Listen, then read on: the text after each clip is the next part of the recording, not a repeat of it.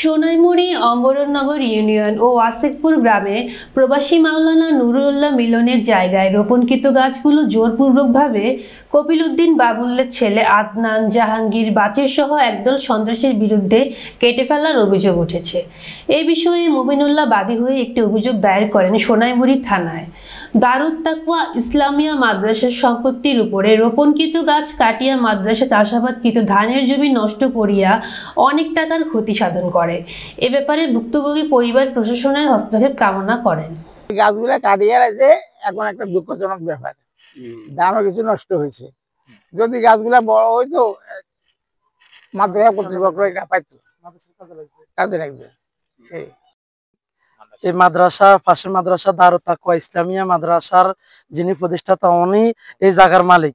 এখন একটা পার্টি এসে এই ওনার নাম হলো আদনান, উনি যে জায়গা দাবি করি হঠাৎ করে আসি গাছগুলা কেটে সব ধান ক্ষেতের মধ্যে ফালা দিছে, ধানগুলো নষ্ট করে ফেলছে, গাছগুলো কেটে ফেলছে। আমরা এটা সুস্থ বিচার চাই।